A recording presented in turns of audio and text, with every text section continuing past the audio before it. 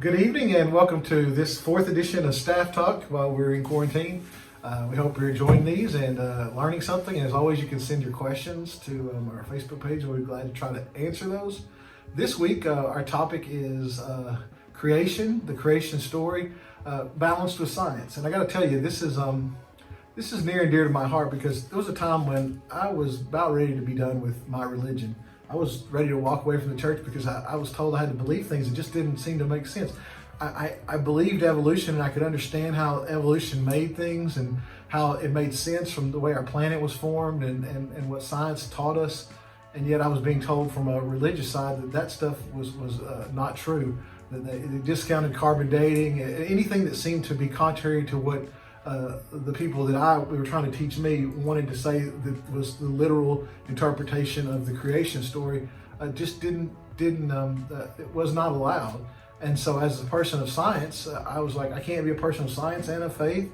And that was just almost too much for me. But then I found out that you don't have to be just a person of science or a person of faith, that they can actually be balanced. And that's what we're going to talk about this week, how we can find a balance between how we read the creation story, actually the two creation stories in the Bible. You may not know that there are two, and how that affects how we see our faith and how it interacts with our understanding of how we read our Bible. So what about you guys? We're gonna jump into it. So any of y'all that have kids that have gone through the children's ministry program in 6th grade, the first time they're introduced to both stories and creation stories in Genesis is in COG. And some of y'all may have had some really interesting conversations with your kids at home about this, and this is not a bad thing to go ahead and revisit with them again and discuss your beliefs. And we tell kids all the time when we're teaching them that you should have more discussions with your parents when we're done.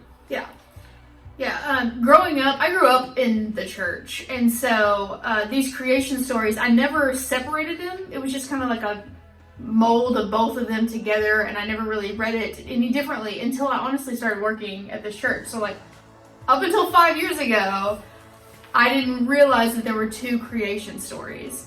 And so it was pretty eye-opening, at least for me, to learn about these. And so one of the problematic issues of trying to take the creation stories written in Genesis literally is that there are two stories that seem to contradict each other. And that's problematic for people who want to say that it has to be very literally read. Whereas if you take it from a little different aspect and try not to read this as science, but more as poetry or as God's understanding of how things unfolded, explained to people when in Moses' time who were pre-scientific people. They didn't understand those things. And so it's written in their perspective, in their time. And even if it's not always factual, it is true.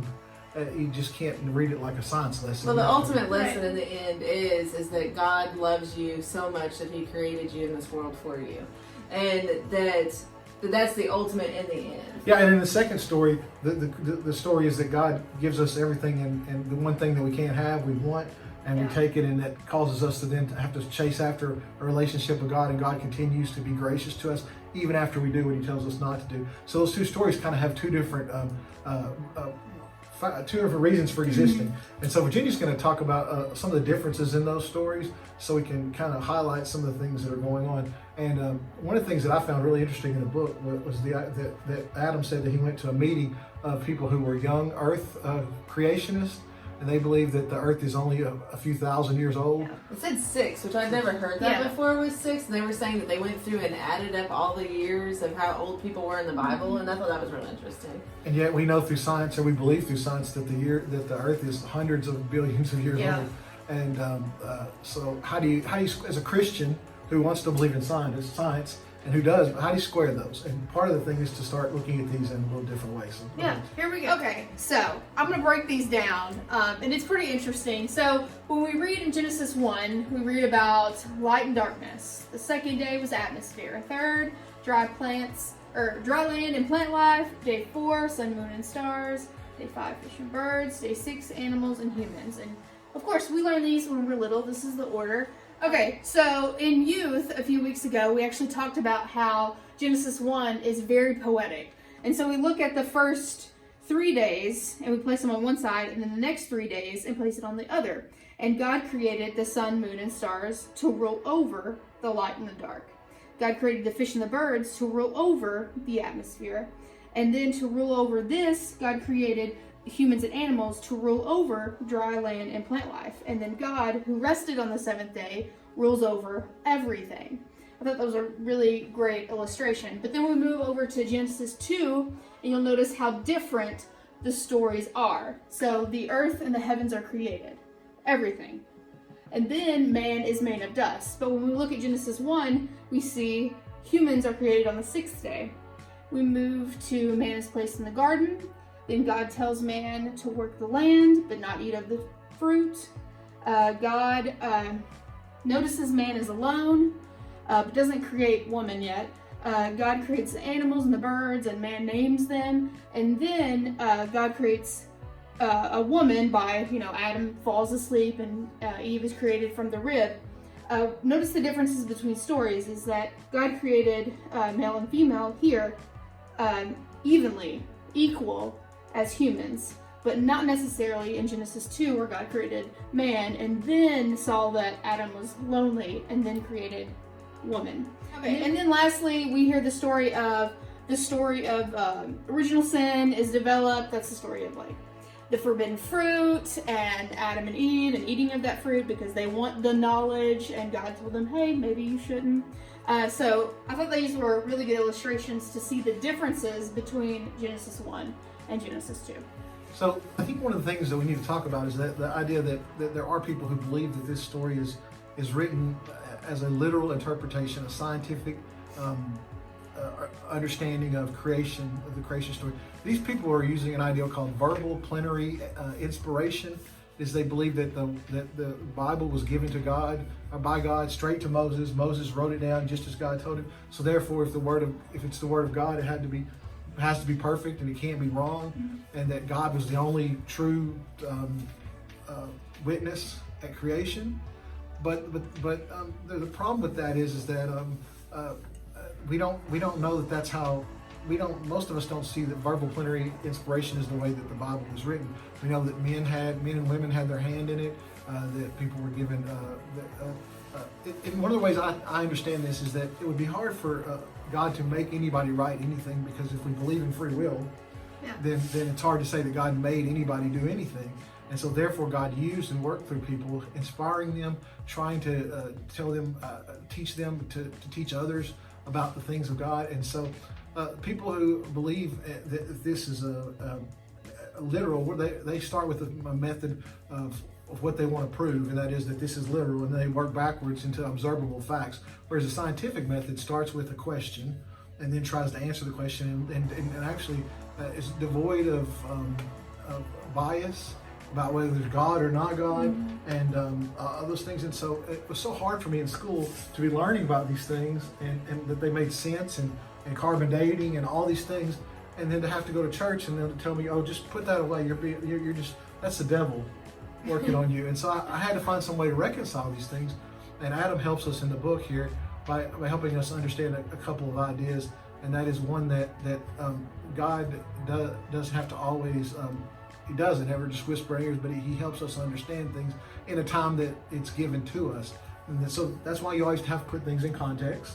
Right. The context of when they're written, you always have to then do a little bit of digging to see what's going on. And so the first thing that jumps out to me, if I'm going to read this as literal, is if it's literal, why does it contradict itself? Yeah. But as a person who doesn't read this literally, I have no problem with it contradicting itself, because this first story tells me, like Tiffany said earlier, that God made something out of nothing. Now, how He did it, I don't always know. I happen to believe that He used evolution in some way, because I can see proof of that, and that God had His hand in that, and He made us out of the dust of the ground, out of things, organisms that are smaller than us. And I don't have to know everything, but I do know there was nothing, and God made something. And then the second part of the story is that I see that God cares when we're alone. God cares and gives us people and to be in a life with us to share. And then I also see that even when we mess up, even when God gives us the very best paradise and we choose to go the other way, that God says, I'm still gracious enough to find a way back for you. And that's what we just celebrated at Easter. Mm-hmm. And so you have to decide how you're going to read this scripture. And if you read it literally, I'm okay with you reading it literally. But that's going to be, you're going to have to do some mental gymnastics, and you're going to have to decide what you're going to do with science, because the two are completely irreconcilable. And so as a person of faith and a person of science, I see that this is more poetry, and not meant to be a science lesson, like I said, but yet to be a lesson about the nature of God and the nature of the creation, and how God relates to the creation and how it is formed, and how they work together, as so much as how they happen in 6 days or whatever. And some people say a day's, thousands of years in God's time economy. We don't know the answer to that, but what I do know is that there are a lot of people who will not come to church because they're asked to believe things and set their mind aside, to set science aside, and you don't have to do that, because the two can be reconciled very easily. What do you guys think about that? Yeah, science is important, and you don't have to check your brain at the door when you come to church.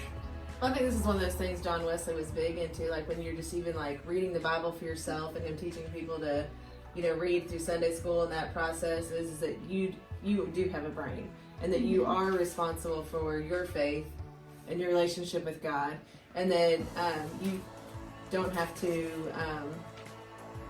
it doesn't look the same to everybody. Yeah. I like how Adam Hamilton talks about respecting Charles Darwin's opinions and theories. And because I certainly believe in evolution. I mean, I think of ways that I look at myself, the fact that I had my wisdom teeth removed when I was a teenager. At some point in our human history, we probably needed those wisdom teeth. I haven't had my appendix removed, but I hear that that's kind of ridiculous and it hurts, but at some point in our human history, we needed that part of our body, and now we don't. So. And one thing that I've read in the book that I found particularly inspiring was that it's one thing to say that God created us. It's a whole other thing to say that God created and set into motion something that will take care of itself and to evolve and to be. One of his church members said it like this. He said his name was Jimmy Cocker. He said he noted that his belief in both God and evolution. He said any craftsman can build a chair, but how many can design a chair that both builds itself and improves over time? Evolution doesn't diminish God's glory. Some Christians seem to believe. I think to me, evolution actually magnifies God's glory in His complete, His perfection of putting us together and the world together in such a way that everything has to work perfectly for us to be exactly the way we are today. Yeah. And, Okay, so next week we're going to talk about the chapter is were Adam and Eve real people? And the biggest question cognitively is, did they have belly buttons? All right, y'all have a great week, and thanks for joining us. See you later. Bye.